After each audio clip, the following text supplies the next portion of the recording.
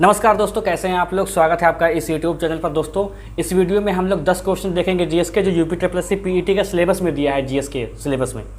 इससे पहले मैंने एक वीडियो बनाया था जहां पर मैंने उम्मीद लगाई थी कि 10 घंटे में मुझे कम से कम 100 व्यूज़ मिल जाएंगे, लेकिन बहुत बड़ी उम्मीद लगा दी थी। इतनी बड़ी उम्मीद नहीं लगानी चाहिए थी। 10-12 व्यूज़ भी नहीं आए थे 10 घंटे में। तो एक बार मैंने फिर से कोशिश की है, देखते हैं इस बार शायद आप लोग सपोर्ट करें। उस पर व्यूज़ आ रहे हैं, इसीलिए मैंने इस पर बनाने की कोशिश की है, फिर से बनाने की कोशिश की है ये वाला वीडियो। तो 10 क्वेश्चन है, इनको आप बहुत ध्यान से देखें, आंसर भी देते चलें और डिस्क्राइब भी किया गया है, ठीक है। तो डिस्क्राइब भी देखें क्योंकि उससे भी क्वेश्चन बनेंगे। 10 क्वेश्चन तो खाली बहाना है। तो चैनल पे जो लोग नए हैं वो कृपया सब्सक्राइब कर ले, बेल आइकन दबा दें, जिससे वीडियो का नोटिफिकेशन आपको मिलता रहे। और इसको लाइक कर दें अभी से, और देखने के बाद कम से कम 20 लोगों के साथ इसको ज़रूर शेयर कीजिएगा। तो पहला क्वेश्चन आप देख सकते हैं, आज़ाद हिंद फौज के किस सैनिक को 7 वर्षों के लिए कारावास का दंड दिया गया था। थोड़ा कठिन क्वेश्चन है, ठीक है। अब देखिए, अरुणा आसफ अली, शहनवाज, राशिद अली और रास बिहारी बोस। तो इसका आंसर क्या हो जाएगा ये आपको बताना है। एक मिनट भाई, माइक सही कर लीजिए। हाँ, इसका आंसर क्या हो जाएगा बताइए भाई। आज़ाद हिंद फौज के किस सैनिक को 7 वर्ष के लिए कारावास का दंड दिया गया था। तो इसका उत्तर है शहनवाज खान इसका राइट आंसर है। आइए इसके बारे में कुछ चीज़ें जान लेते हैं कि ये क्या चीज़ है। देखो, कैप्टन मोहन सिंह और देखिए, जो आज़ाद हिंद फौज जो है, इसका जो विचार है सबसे पहले किसके दिमाग में आया था। कैप्टन मोहन सिंह के दिमाग में आया था। ये देखिए, कैप्टन मोहन सिंह के दिमाग में आया था। इसमें कैप्टन मोहन सिंह, रास बिहारी बोस और MS गिल, इन तीनों के सहयोग से आज़ाद हिंद फौज की स्थापना की गई थी टोक्यो में, जापान की राजधानी टोक्यो में, ठीक है। अब देखिए, सुभाष चंद्र बोस जो हैं, इनका क्या रोल है। तो 1943 में सुभाष चंद्र बोस को इसका सर्वोच्च सेनापति बनाया गया था, ठीक है। क्योंकि सेनापति जो है किसको बनाया गया था, सुभाष चंद्र बोस। बहुत लोग ये सोचते हैं कि आज़ाद हिंद फौज की स्थापना सुभाष चंद्र बोस ने की थी, पर ऐसा नहीं है। यहाँ पर देखिए लिखा है साफ साफ, सबसे बड़ा नाम आता है कैप्टन मोहन सिंह का। तो कैप्टन मोहन सिंह, रास बिहारी बोस और MS गिल के सहयोग से आज़ाद हिंद फौज की स्थापना की गई थी। फिर देखिए लिखा है कि इसमें क्या हुआ था कि जो आज़ाद हिंद फौज के इसमें गिरफ्तार सैनिकों एवं अधिकारियों पर अंग्रेज सरकार ने दिल्ली के लाल किले में नवंबर 1945 में कुछ मुकदमे चलाए थे। और इसके अभियुक्त कौन थे मुख्य रूप से। देखिए, ये बहुत इंपॉर्टेंट है, ये क्वेश्चन PCS लेवल में आपसे पूछा जाएगा। कर्नल सहगल, कर्नल ढिल्लो और मेजर शहनवाज खान, इन पर राजद्रोह का जो है आरोप लगाया गया था। और कहाँ लगाया गया था, तो दिल्ली के लाल किले में। ये भी क्वेश्चन बना हुआ है, ठीक है। अब देखिए, इनके पक्ष में क्या है कि जो वकील हैं, वकालत इसने की थी, तो सर तेज बहादुर सप्रू, जवाहरलाल नेहरू और भूलाबाई देसाई और KN काटजू, इन्होंने दलीलें दी थी। अब देखिए, इनको क्या हुआ था, इनको सीधे फांसी की सज़ा दे दी गई थी। ये जो कर्नल सहगल, कर्नल ढिल्लो और मेजर शहनवाज हैं, इनको फांसी की सज़ा ही दे दी गई थी। लेकिन काफ़ी विरोध हुआ था, जिससे कि लोग जनता थी वो सड़कों पे आ गई थी, काफ़ी विरोध हुआ था। उसके बाद उस समय जो गवर्नर थे, वाइसराय, ठीक है, गवर्नर, वो क्या थे, लॉर्ड वेवेल, इन्होंने मृत्युदंड को जो है सज़ा में जो है बदल दिया था। तो मृत्युदंड को जो है सज़ा में बदल दिया था, तो 7 वर्ष का कारावास हुआ था। तो कुल मिला के अगर देखें तो कर्नल सहगल और कर्नल ढिल्लो, मेजर शहनवाज, इन तीनों को 7 साल की सज़ा हुई थी। इसमें अरुणा आसफ अली जो है, इनका तो संबंध उनसे है भारत छोड़ो आंदोलन से, ठीक है। रास बिहारी बोस के सहयोग से आज़ाद हिंद फौज की स्थापना की गई थी। तो इतने सारे क्वेश्चन आपके सामने आए हैं। ये क्वेश्चन बहुत इंपॉर्टेंट है। अगला क्वेश्चन देखते हैं, भारतीय राष्ट्रीय कांग्रेस के उस अधिवेशन की अध्यक्षता किसने की थी जिसमें पूर्ण स्वराज की प्रस्ताव पारित हुआ था। मतलब एक राष्ट्रीय कांग्रेस का अधिवेशन हुआ था जहां पर पूर्ण स्वराज की मांग की गई थी, ठीक है। उसकी अध्यक्षता किसने की थी, ये क्वेश्चन पूछा गया। कई बार क्वेश्चन ये पेपर में आया है। तो ये मॉडर्न हिस्ट्री का क्वेश्चन है।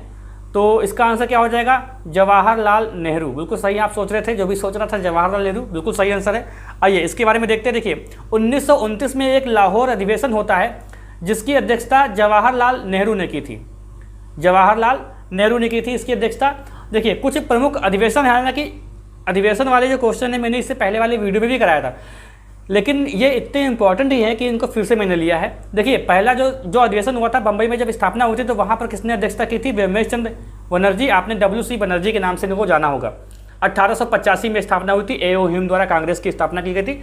और मद्रास अधिवेशन हुआ था 1887 में, जिसमें प्रथम मुस्लिम अध्यक्ष के रूप में कौन आए थे, बदरुद्दीन तैयब जी, ठीक है। फिर इलाहाबाद अधिवेशन होता है 1888 में, जॉर्ज यूल प्रथम अंग्रेज अध्यक्ष होते हैं, इसमें प्रथम अंग्रेज अध्यक्ष होते हैं। कलकत्ता अधिवेशन में क्या है कि 1917 में होता है, जिसमें प्रथम महिला के रूप में अध्यक्षता किसने की थी? एनी बेसेंट ने की थी। कहाँ? कलकत्ता अधिवेशन में, ये भी पूछता है।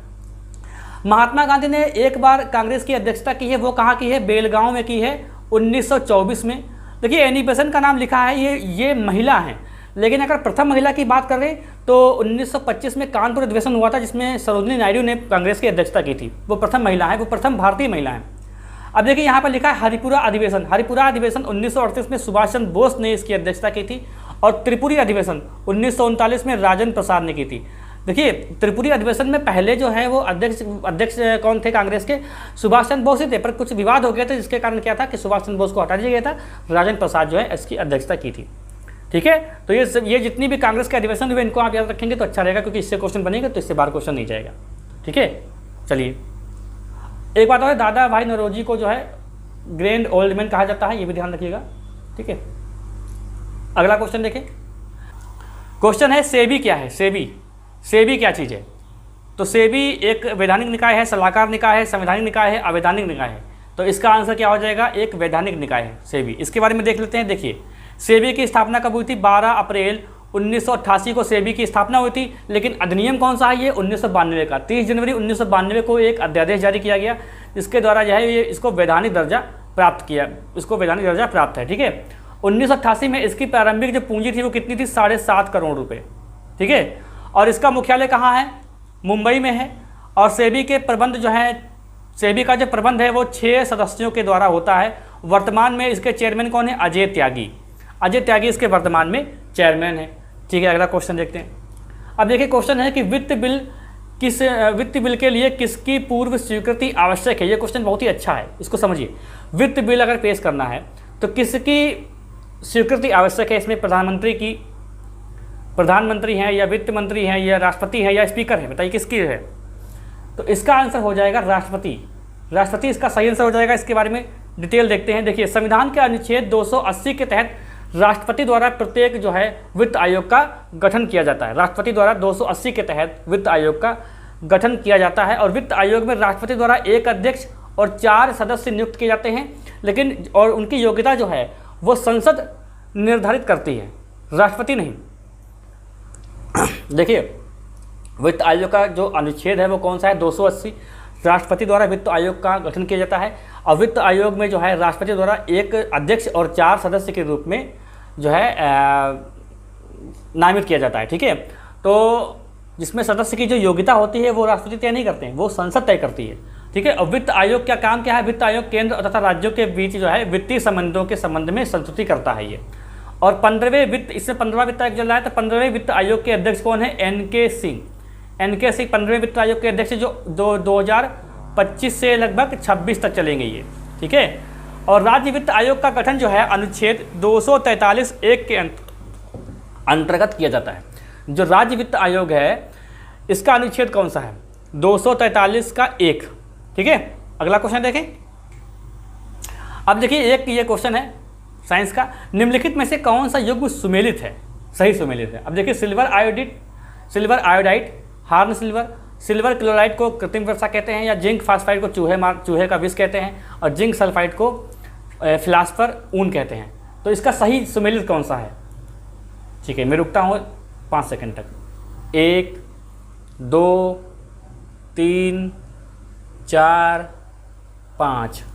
इसका सही आंसर है जिंक फास्फाइड चूहे का जो जहर होता है, चूहे को मारने वाला, उसमें जिंक फास्फाइड होती है। ठीक है, अब देखिए जो सिल्वर, अब इसमें क्या है उल्टा सीधा कर दिया गया है। सिल्वर आयोडाइड जो होता है वो होती है कृत्रिम वर्षा, और सिल्वर क्लोराइड होती है हार्न सिल्वर, और जिंक सल्फाइड फिलास्फर ऊन नहीं होता है, जिंक ऑक्साइड होता है। जिंक ऑक्साइड ये होता है सिल्वर ऊन। ठीक है, अगला क्वेश्चन देखते हैं। भारत की प्रथम महिला कैबिनेट मंत्री कौन है? अब इसमें लोग फंसेंगे। भारत की प्रथम महिला कैबिनेट मंत्री कौन है? ये बताइए क्वेश्चन।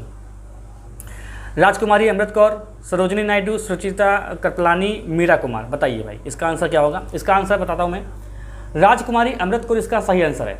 ठीक है, इसके बारे में देखते क्या है। देखिए संघ लोक सेवा आयोग के अध्यक्ष कौन रूप में है? यहाँ पर प्रथम महिला के रूप में मैंने लिया है कि बहुत ही जो खास है, जो भारत की प्रथम महिला के बारे में है, उनके बारे में कुछ चीज़ें यहाँ पर लिख दी गई हैं। इसको आप देख लीजिए, मैं बोल भी रहा हूँ। देखिए संघ लोक सेवा आयोग की प्रथम महिला अध्यक्ष कौन है? रोज मिलियन मैथ्यू। प्रथम भारतीय मिस वर्ल्ड कौन सी है? रीता फारिया। मिस यूनिवर्स कौन है? देखिए मिस वर्ल्ड है रीता फारिया और मिस यूनिवर्स मतलब सुष्मिता सेन।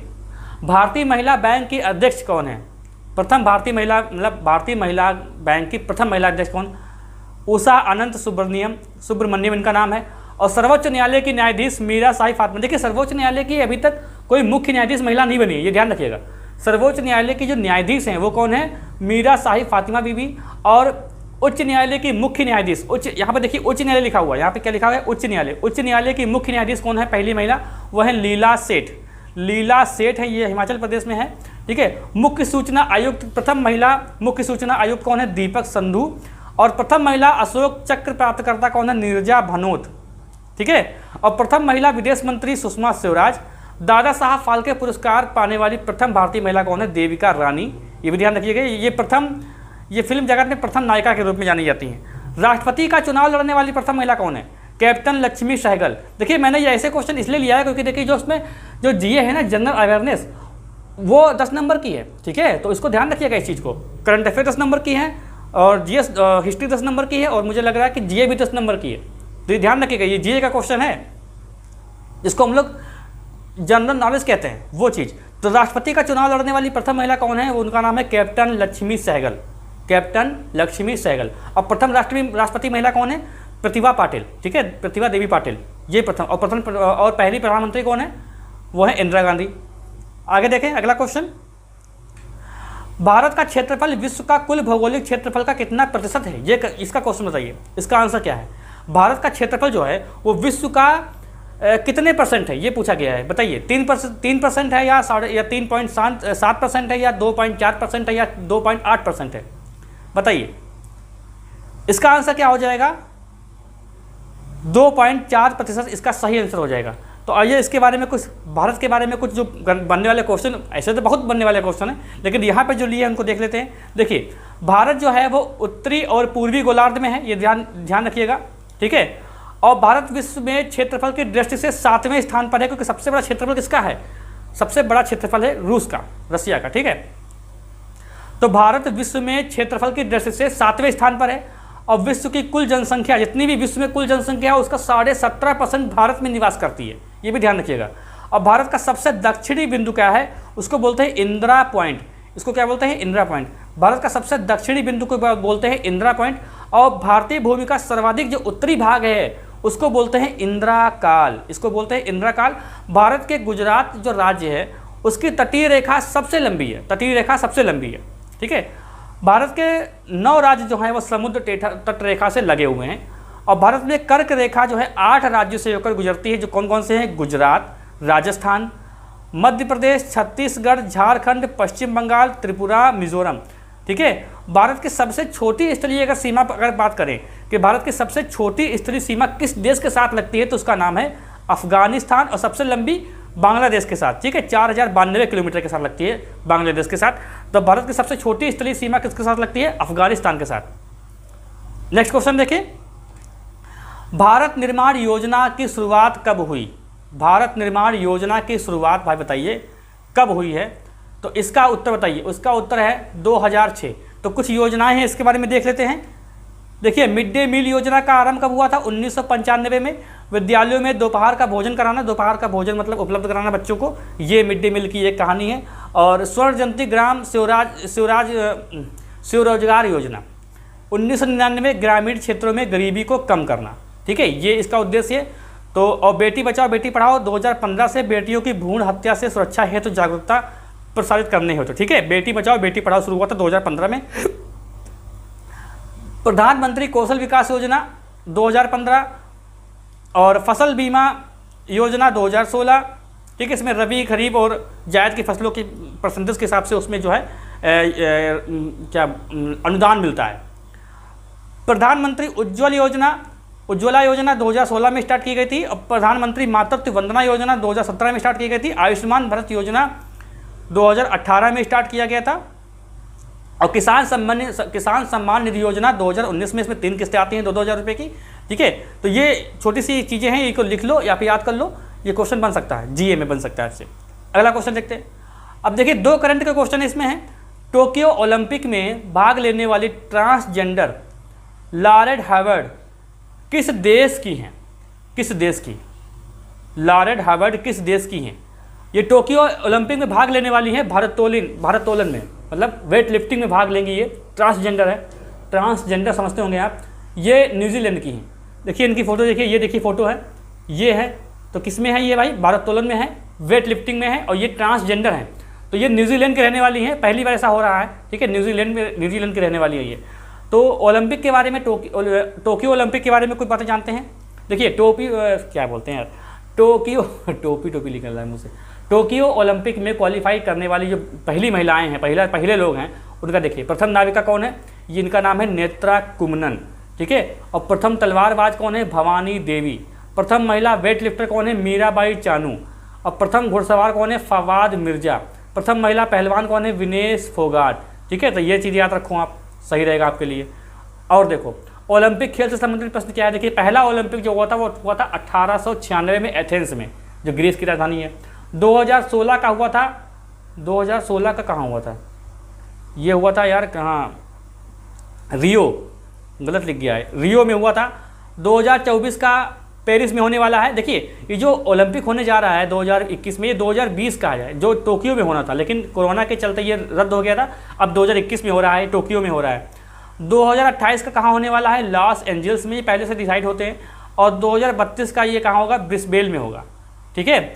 देखिए कुछ चीज़ें और भी हैं, देखो यहाँ पर, जैसे जो अंतर्राष्ट्रीय ओलंपिक समिति के अध्यक्ष हैं वर्तमान में कौन है? थॉमस बॉक हैं, थॉमस बॉक। और प्रथम भारतीय महिला जिन्होंने ओलंपिक में पदक जीता, उनका नाम है कर्णम मल्लेश्वरी। और प्रथम महिला जो ओलंपिक में जो भाग ली थी, प्रथम महिला, उनका नाम है मेरी लीला रो। 1952 की बात है शायद, ठीक है। तो ये भी याद रखिएगा। ये मतलब पहली जो है इन्होंने पदक जीता है कर्णम मल्लेश्वरी ने। और किस में जीता है? भारोत्तोलन, वेट लिफ्टिंग में जीता है। नेक्स्ट क्वेश्चन देखिए, अंतर्राष्ट्रीय योग दिवस 2021, अंतर्राष्ट्रीय योग दिवस 2021 की भारत की थीम क्या है? ये क्वेश्चन आया है।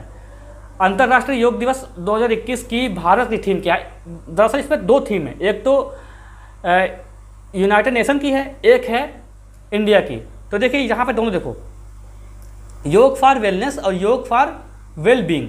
तो देखिए जो भारत की थीम है वो है योगा फॉर वेलनेस, और यूनाइटेड नेशन की क्या है? Yoga for well being. तो दोनों याद रखना है आपको। भारत की थीम क्या है? योगा फॉर वेलनेस, ठीक है। आइए कुछ देखते हैं इसके बारे में। देखिए पहली बार योगा दिवस 21 जून 2015 को दिल्ली के राजपथ में मनाया गया था। 2014 में इसके बारे में डिस्कस हुआ था, और 21 जून 2015 को पहली बार दिल्ली के राजपथ में योगा दिवस, अंतर्राष्ट्रीय योगा दिवस मनाया गया था। इस बार ये योगा दिवस, ये 7वां योगा दिवस, ये भी ध्यान रखिएगा। और विवेकानंद योग विश्वविद्यालय कहाँ खुलने जा रहा है? ये लॉस एंजल्स में खुलने जा रहा है। और अभी हाल ही में हरियाणा राज्य ने 10वीं तक की कक्षाओं में योग को पाठ्यक्रम में हिस्सा बनाने की घोषणा की है। किसने की है? हरियाणा ने। ये भी करंट का क्वेश्चन है, ये सारे करंट के क्वेश्चन है, ठीक है। तो अभी हाल ही में कहाँ, हरियाणा राज्य ने जो है ये 10वीं कक्षाओं में, 10 तक की कक्षाओं में योगा से संबंधित जो पाठ्यक्रम सिलेबस है उसको डालने की मतलब घोषणा की है, ठीक है। तो ये 10 क्वेश्चन पूरे होते हैं। अब बताइए कि आप लोगों को ये वीडियो कैसा लगा, और कमेंट करके बताइए भाई ज़रूर। आपके आंसर कितने सही हुए ये कमेंट बॉक्स में बताइए, इतना आपका फ़र्ज़ है। और अगर आप आगे ऐसे चाहते हैं, ये वीडियो रोज़ सीरीज चाहते हैं, रोज़ 15-20 मिनट आप लगाना चाहते हैं इसमें, तो कमेंट करिए और कम से कम 100 व्यूज़ मुझे दीजिए, 100 व्यूज़ मुझे दीजिए 10 घंटे में। सपोर्ट करिए, शेयर करिए लोगों तक, खूब सारा जितना हो सके उतना शेयर करिए।